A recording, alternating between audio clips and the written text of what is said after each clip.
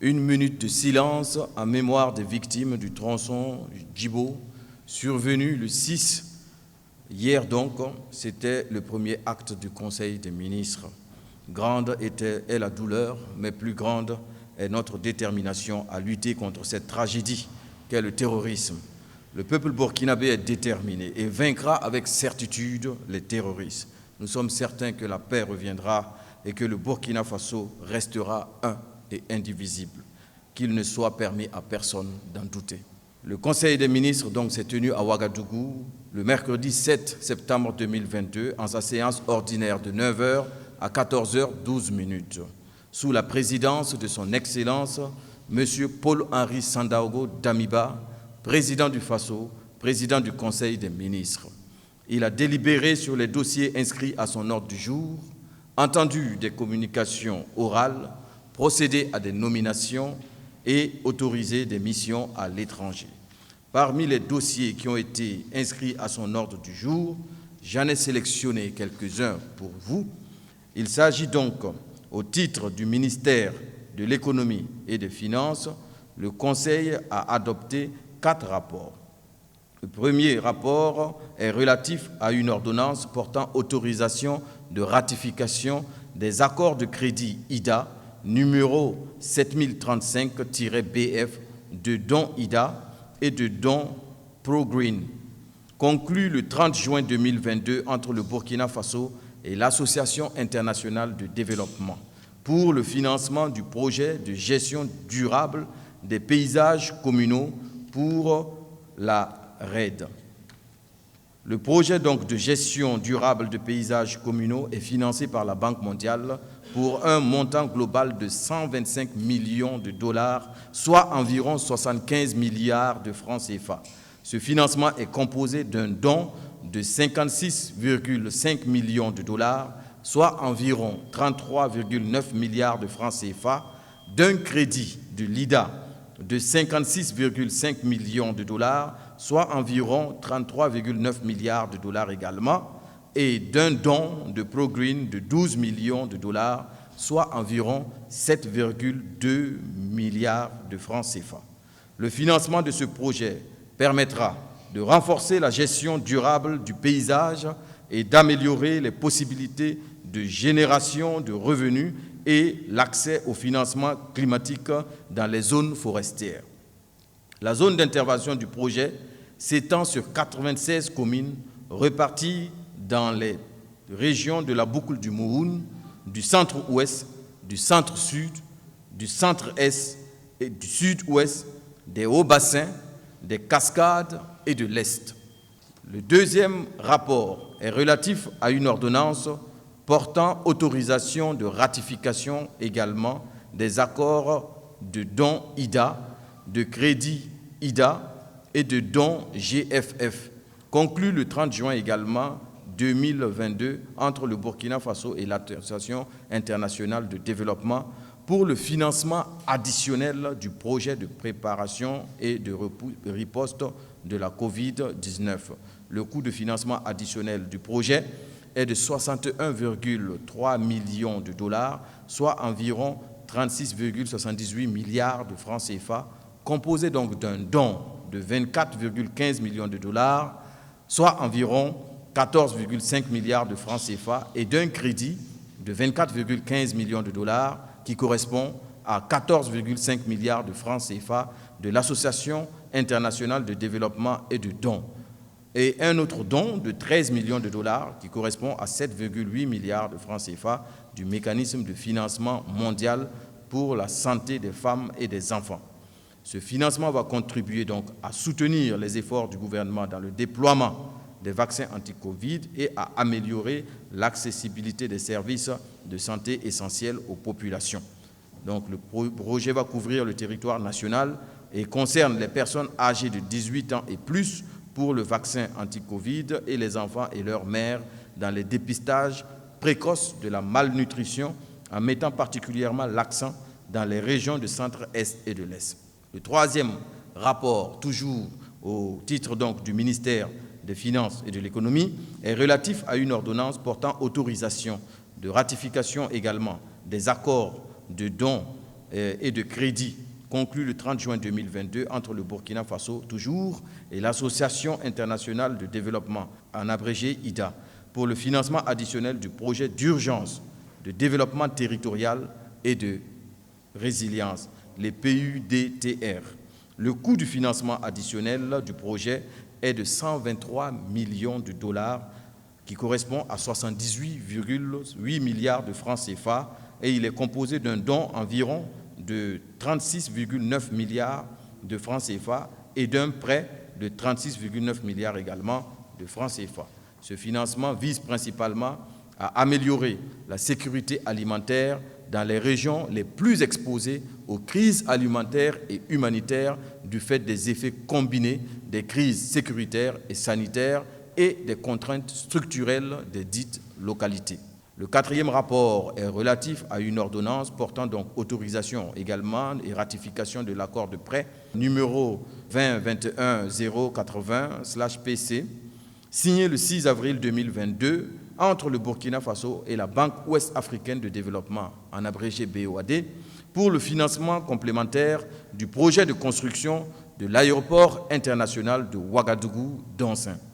D'un coût de 16 milliards de francs CFA, ce financement complémentaire de la BOAD servira à résorber partiellement le gap de financement des marchés des lots 3.1 et des lots 3.2 relatifs à la composante infrastructure, ainsi que les lots A.2 relatifs à la composante équipement non encore lancés du projet de construction de l'aéroport international de Ouagadougou-Donsin. Au titre du ministère de la fonction publique, du travail et de la protection sociale, le Conseil a examiné un avant-projet de loi portant Code du travail au Burkina Faso. C'est un avant-projet de loi qui vise à doter notre pays d'un Code du travail innovant, favorisant la création d'emplois, la valorisation du capital humain et la compétitivité des entreprises pour la promotion du travail décent et les préoccupations majeures des acteurs du monde du travail pour un affermissement des relations professionnelles au sein des entreprises. Le Conseil a donc marqué son accord pour la transmission du projet de loi à l'Assemblée législative de transition. Avec moi, nous avons 3 ministres pour s'entretenir avec vous sur des sujets d'actualité. D'abord, ce drame survenu hier sur la route, le tronçon de Djibo. Le ministre de la Défense est ici pour donner plus d'éclairage sur ce drame. Et ensuite, la riposte humanitaire, la question donc des personnes déplacées, le comptage du nombre de personnes déplacées. Le ministre de l'humanitaire, de l'action humanitaire est également là pour vous entretenir à ce sujet. Et puis, le ministre de la fonction publique sur ce nouveau code du travail innovant. Quels sont ses avantages, quels sont les grands changements de ce code de travail? Ils sont tous les 3 là pour s'entretenir avec vous à ces sujets. Je vais d'abord inviter, pour cette douleur qui nous marque tous aujourd'hui, le ministre de la Défense à nous donner plus de détails sur ce drame survenu hier et qui a endeuillé beaucoup de familles au Burkina Faso. En effet, le Conseil des ministres a ouvert la session d'aujourd'hui par une minute de silence en mémoire des nombreuses victimes de l'incident IED qui s'est produit hier. Vous avez donc tous suivi ce malheureux incident qui s'est produit aux alentours du village de Mentao, sur l'axe Djibo-Koungossi. Effectivement, dans le cadre des séries de convois sécurisés que les unités militaires, en l'occurrence le 14e régiment d'infanterie commando de Djibo, interarmes de Djibo, organise régulièrement pour les populations, pour les ravitailler, pour les accompagner sur leurs besoins de déplacement. Un convoi a quitté hier Djibo aux alentours de 8 heures, hier 6 septembre, aux alentours de 8 heures. Sur l'axe, ils ont déjà identifié et détruit un engin improvisé autour de 12 heures. Et vers 14 heures, comme je l'ai dit, à hauteur du village de Mentao, un des véhicules du convoi a explosé sur une mine ce que vous appelez couramment mine, c'est un engin improvisé que les terroristes utilisent régulièrement pour attaquer les convois, attaquer les unités militaires en déplacement. Et cet incident a malheureusement fait de nombreuses victimes. 35 civils ont été tués, 37 autres ont été gravement blessés. Et immédiatement, les unités militaires se sont déployées pour sécuriser la zone, pour permettre de prendre en charge les nombreuses victimes. C'est ainsi que des hélicoptères de l'armée de l'air burkinabé et de la force Barkhane se sont déployés en dépit d'une météo qui était un peu défavorable pour évacuer les blessés, les nombreux blessés sur les hôpitaux de la place à Ouagadougou ici. Les équipes médicales ont pu stabiliser les blessés à la base aérienne 511 avant donc de les acheminer pour une meilleure prise en charge dans les infrastructures sanitaires. Sur place, au lieu de l'incident, les unités militaires ont assisté la population pour identifier les corps et procéder à leur inhumation. Après avoir réussi à réaménager le pont, le convoi a pu poursuivre sa route après avoir passé la nuit et pouvoir atteindre donc Ouagadougou. Il faut dire que c'est un convoi de plusieurs véhicules. Et selon les premières investigations, on s'est rendu compte que l'incident a eu lieu avec un engin explosif télécommandé, donc qui a été actionné de manière télécommandée par les groupes armés terroristes, donc qui sont embusqués dans les environs, qui ont ciblé principalement et précisément ce véhicule. Un car qui contenait essentiellement des femmes et des enfants, qui a été ciblé, c'était le 91e véhicule du convoi. C'est vous dire qu'ils ont laissé passer des véhicules, ils ont ciblé ce véhicule-là qui était essentiellement constitué d'enfants et de femmes. Cela donc révèle la nature perfide, cynique des groupes armés terroristes. Cela donc nous amène encore une fois à demander à notre nation de condamner ces actes-là, de condamner fermement ces actes. Nous demandons aux droits de l'homme de condamner cela, que l'on cible des enfants, des femmes, des civils innocentes. Notre nation doit se mettre debout pour condamner cela. Et dans les jours à venir, nous allons, comme cela a été annoncé, développer cette mobilisation populaire pour qu'ensemble, nous puissions donc agir sur tous les registres, sur tous les leviers, pour vaincre ce péril. Je dois aussi préciser que, comme cela aussi a été annoncé, nous allons organiser la journée de refus du terrorisme et permettre que nous puissions ensemble renforcer la réflexion sur ce que chaque citoyen doit faire pour contribuer efficacement à la lutte. Ça montre aussi que le terrorisme utilise plusieurs autres modes d'action pour porter des coups à notre nation. Son Excellence, Monsieur le Président du Faso, a fait son bilan. Il a montré les registres sur lesquels nous agissons, comment les forces se réorganisent. Tout ce qui a été fait permet à notre nation de grandir dans la résilience. Donc il faut que tout le monde s'implique dans cette lutte, parce que l'ennemi continue à user de ruses pour porter des coups, même lorsque cela heurte les consciences, comme c'est le cas aujourd'hui. La tristesse s'est fait sentir également lorsque le Premier ministre, accompagné du ministre de l'Action humanitaire, du ministre de la Famille et du Genre, du ministre aussi de la Santé, ont fait le tour des hôpitaux qui ont accueilli les nombreux blessés, notamment la pédiatrie Charles de Gaulle, Yalgado, Tenganugo et bien d'autres centres ont accueilli de nombreux blessés. Des enfants qui se sont retrouvés tout seuls parce qu'ils ont perdu leurs parents dans cette attaque. Des enfants qui sont gravement blessés et je vous assure, ça prend à la gorge de voir un tel drame dans notre pays. Nous pouvons lutter ensemble contre cela et nous pouvons dire non aux actes terroristes. Désormais, j'invite le ministre de l'Action humanitaire, justement, qui va venir parler justement de ces personnes déplacées internes, mais aussi de l'action qui a été coordonnée et mise en œuvre, justement, pour répondre de façon humanitaire, de façon rapide à cette crise-là que nous avons vécue tous ensemble hier. Le Conseil national de secours d'urgence et de réhabilitation a entrepris un travail de toilettage du fichier d'enregistrement des personnes déplacées internes. Et à la date donc du 30 avril, ce travail de nettoyage et de profilage a fait baisser considérablement le nombre de personnes déplacées internes.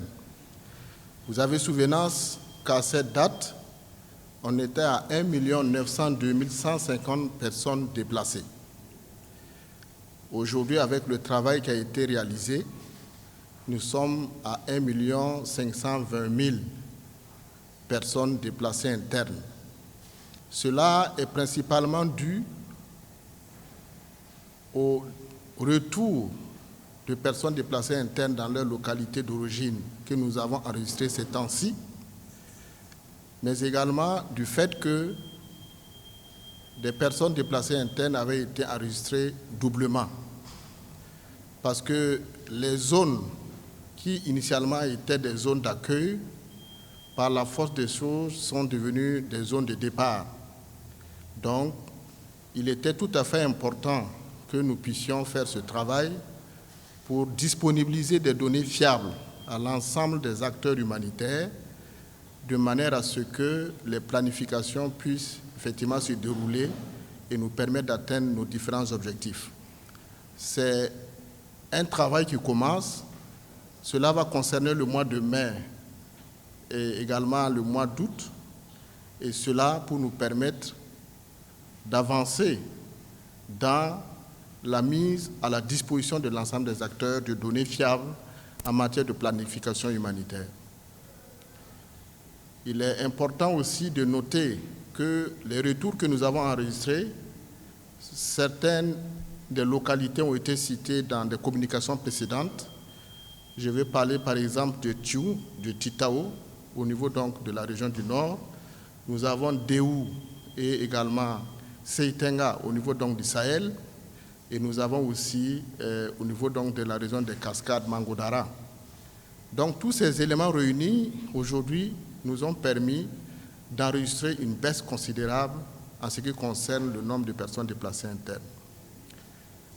En ce qui concerne l'incident malheureux que notre pays a enregistré ces temps-ci suite à l'explosion de l'engin explosif, le ministère en charge de l'action humanitaire, en collaboration avec les autres ministères comme le ministère de la Santé, le ministère en charge donc de la famille et du genre et bien d'autres acteurs étatiques et non étatiques, nous avons très rapidement déclenché notre dispositif d'intervention d'urgence.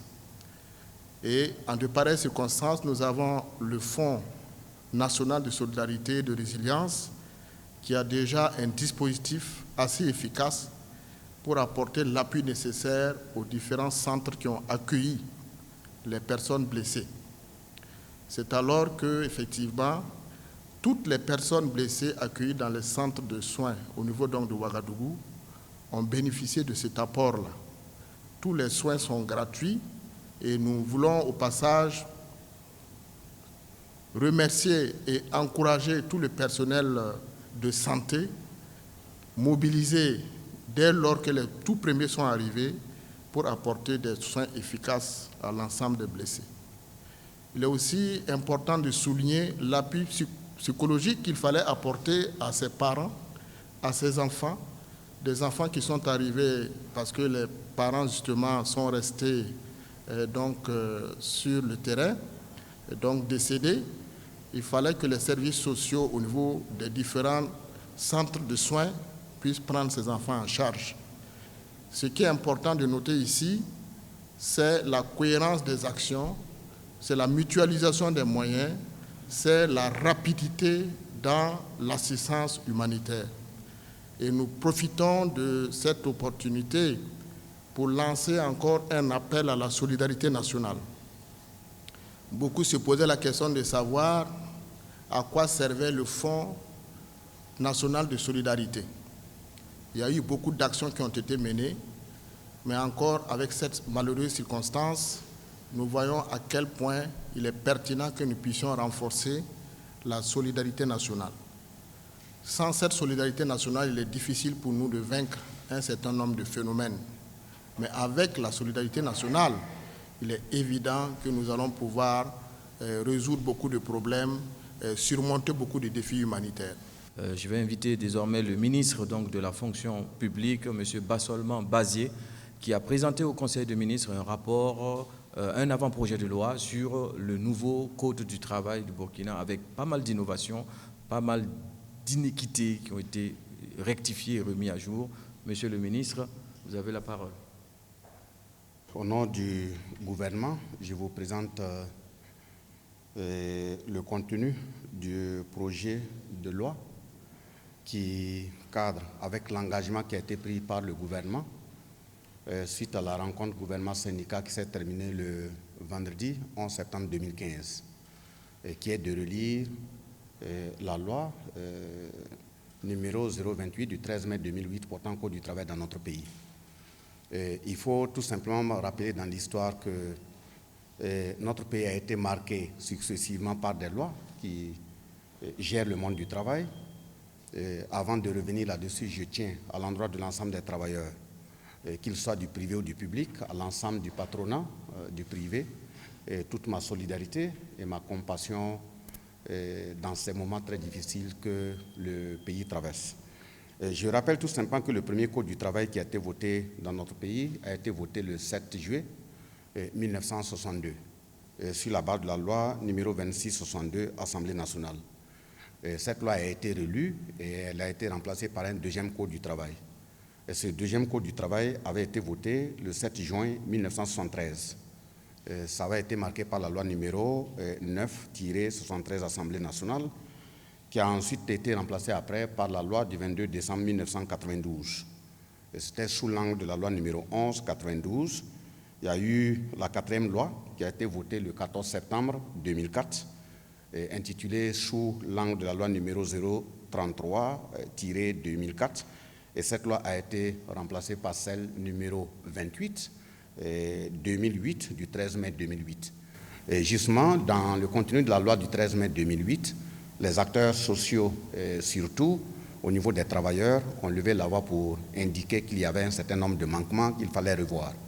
C'est suite à ces revendications que la rencontre gouvernement-syndicat, qui s'est terminée le vendredi 11 septembre 2015, a pu permettre de prendre l'engagement de la relecture du contenu de cette loi. En termes de processus d'adhésion, je peux dire succinctement que la loi a connu, le projet de loi a connu en gros 11 rencontres également au niveau des institutions, que ce soit à Ouagadougou ou hors de Ouagadougou, unissant l'ensemble des acteurs pour regarder le contenu. Et parmi ces acteurs, il y a l'unité d'action syndicale, il y a le Conseil national du patronat burkinabé, il y a le comité technique de vérification du contenu des projets de loi qu'on appelle le COTEVAL, il y a l'agence judiciaire de l'État, il y a le Conseil supérieur de la magistrature, il y a l'Organisation internationale du travail et bien d'autres institutions partenaires qui ont intérêt à ce que le Code du travail, son contenu, soit cohérent et conséquent. Et en termes de contenu, donc, les éléments qui étaient remis en récrimination, donc les échanges de part et d'autre ont permis d'aboutir à un consensus dont le Conseil des ministres a permis aujourd'hui de finaliser, de transmettre à l'Assemblée législative de la transition. Je vais en citer quelques-uns. Le premier élément, c'est le respect dans nos textes nationaux, surtout les lois, de l'esprit et de la lettre des conventions qui ont été ratifiées par notre pays. Nous savons très bien que le Burkina Faso, ex-Haute-Volta, indépendance formée depuis le 5 août 1960, a procédé à la ratification d'un certain nombre de conventions, notamment les conventions de l'Organisation internationale du travail. Nous sommes au nombre de 44 aujourd'hui, mais celles qui sont concernées directement par le Code du travail, il y a la convention numéro 081 et il y a la convention 129.